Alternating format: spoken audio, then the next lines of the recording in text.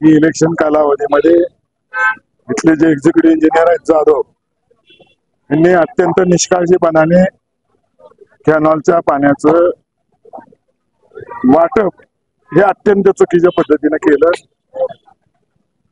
आणि इलेक्शन संपल्या संपल्या कॅनॉलच्या दुरुस्ती या नावाखाली कॅनॉल अचानक बंद केला की जो कालवा सल्लागार समितीमध्ये 20 तारखेपर्यंत चालणे अपेक्षित असं ह्यांनीच लेखी रिपोर्ट दिलेले आहेत सगळ्यांनी।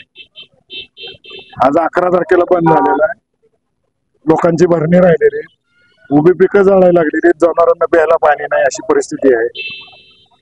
आणि आता आम्ही या ठिकाणी निवेदन द्यायला लागतो फक्त ठराविक प्रमुख लोक 4 तालुक्यात, आणि निवेदन देताना यांची सगळ्यांची उडवाउडवीची उत्तर आहेत।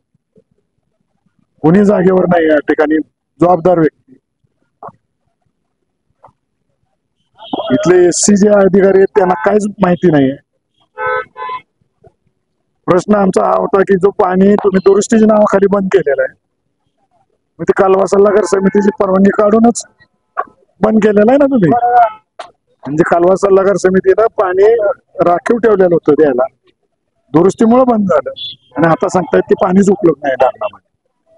म्हणजे उडवा उडवीची आणि फसवा फसवीची उत्तर आहेत। आता या सगळ्या लोकांच्या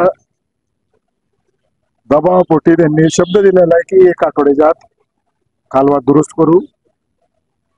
बाकीचं आता आमदार रणजित मोहिते पाटील साहेब असतील, महाराज साहेब असतील आणि चव्हाण साहेब असतील, चव्हाण साहेब आणि मी स्वतः सोलापूर जिल्ह्याचे पालकमंत्री चंद्रकांत दादांशी बोललो।